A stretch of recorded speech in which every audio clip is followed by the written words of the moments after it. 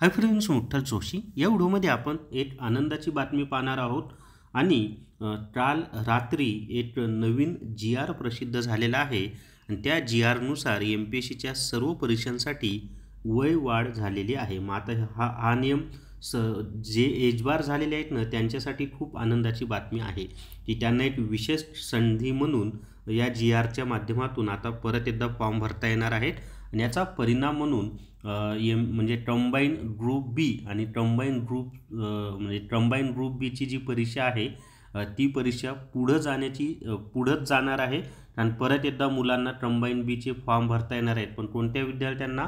जे एज बार झालेले आहेत त्या विद्यार्थ्यांना. तर म्हणजे जे एज बार झालेत, ज्यांची संधी हुटली त्यांच्यासाठी खूप आनंदाची ही बातमी आहे. तर नेमकं त्या जी.आरमध्ये काय म्हटलेलं आहे, हे संपूर्ण प्रकरण काय आहे, ती संपूर्ण सविस्तर माहितीच आपण या व्हिडिओमध्ये पाहणार आहोत. फक्त व्हिडिओ शेवटपर्यंत पहा, म्हणजे काय सर्व गोष्टी तुम्हाला व्यवस्थित आणि छानपैकी कळतील. मी प्रत्येक मुद्दा व्यवस्थित सोप्या भाषेत तुम्हाला समजून देणार आहे. तर या व्हिडिओला सर्वांनी लाईक करा, शेअर करा आणि Vitthal Joshi YouTube channel subscribe करा. जर तुम्हाला आदिवासी विभागामधील सर्व पदांसाठी तसंच आदिवासी विभागातील प्रयोगशाळा सहाय्यक या पदासाठी ई-बुक घ्यायचा असेल तर प्ले स्टोअरवरून विठ्ठल जोशी ॲप डाउनलोड करा आणि आदिवासी विभाग ई-बुक किंवा प्रयोगशाळा सहाय्यक ई-बुक विकत घ्या. याच्यामध्ये विज्ञान, सामान्य ज्ञान, मराठी व्याकरण, इंग्लिश ग्रामर, बौद्धिक चाचणी सर्व विषयांची माहिती दिलेली आहे.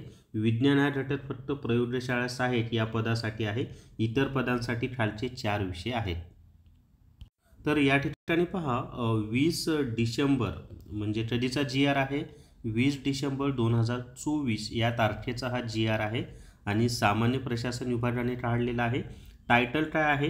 तर शासन सेवेत सरळ सेवेने नियुक्तीसाठी महाराष्ट्र लोकसेवा आयोगाकडून आयोजित करण्यात येणाऱ्या परीक्षांसंदर्भात कमाल वयोमर्यादेत शिथिलता देण्याबाबत.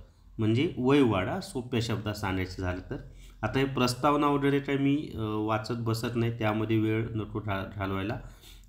तरीच आणि मुद्दाचं बोलूयात आपण. तर या ठिकाणी पहा, शासन निर्णय काय म्हटलेला आहे? तर महाराष्ट्र लोकसेवा आयोगामार्फत, आणि हा जी.आर. तुम्हाला संपूर्ण वाचायचा असेल तर आपलं जे विठ्ठल जोशी टेलिग्राम चॅनल आहे त्यावर उपलब्ध करून दिलेलं आहे. तर महाराष्ट्र लोकसेवा आयोगामार्फत दिनांक 1 जानेवारी 2024 ते या शासन निर्णयाच्या दिनांकापर्यंत पदभरतीकरिता ज्या जाहिराती नव्याने प्रसिद्ध करण्यात आलेल्या आहेत आणि त्या जाहिरातींच्या निवड प्रक्रियेचा कोणताही टप्पा पार पडलेला नाही हे समजून घ्या.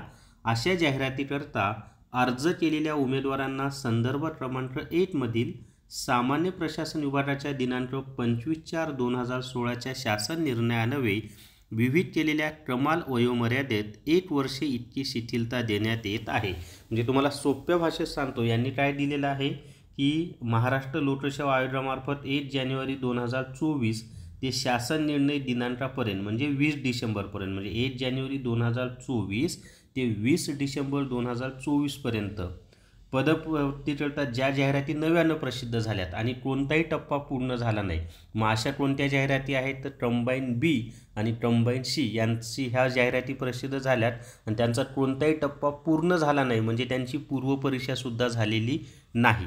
तर या 2 परीक्षांसाठी हा जी.आर. लागू असेल मित्रांनो, कंबाईन बी आणि कंबाईन सी. आता पुढे पहा, म्हणजे 1 वर्षाची त्यांना मुदतवाढ दिली वयामध्ये.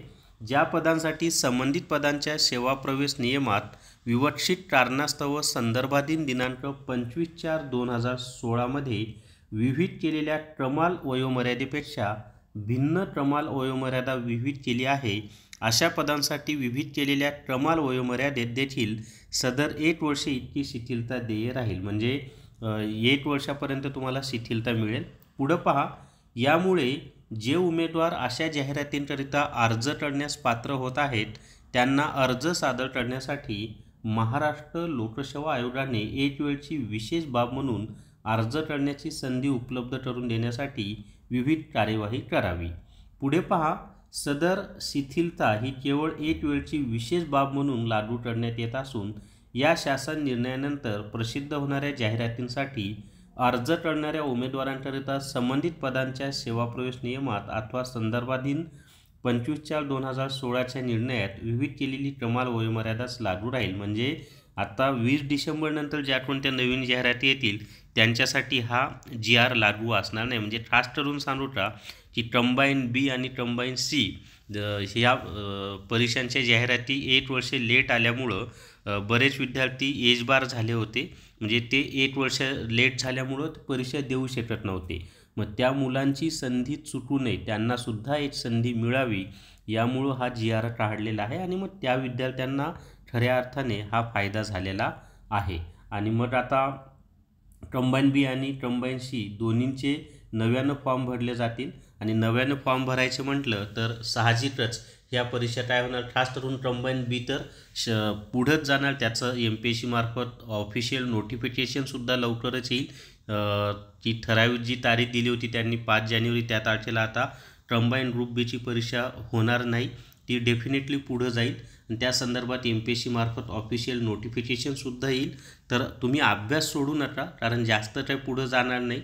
1-1.5 महिन्यामध्ये नवीन तारीख जाहीर होईल आणि म्हणजे नवीन तारीख ते देतीलच आणि त्या तारखेला मग परीक्षेवर म्हणजे 1-1.5 महिन्या किंवा 2 महिन्यापर्यंत परीक्षा पुढं जाईल, जास्त पुढं जाणार नाही. त्यामुळं अभ्यास सोडू नका, अभ्यास कंटिन्यू चालू ठेवा आणि परीक्षेमध्ये यश मिळेल अशा पद्धतीनं प्रयत्न करा. आणि ज्यांची संधी हुकली होती खरं म्हणजे त्यांना आता आयुष्यातले शेवटचे 1.5 ते 2 महिने भेटणार आहेत. त्यांनी जीवाचं रान करून या संधीचा फायदा करून घ्या आणि आपली निवडच होईल अशा पद्धतीनं आत्तापासून अभ्यासाला लागा. तर ज्यांचं एजबार झाले होते त्यांच्यासाठी ही आनंदाची बातमी आहे. तर या व्हिडिओमध्ये एवढीच माहिती मित्रांनो. या व्हिडिओला सर्वांनी लाईक करा, शेअर करा आणि Vitthal Joshi YouTube channel subscribe करा. Thank you very much.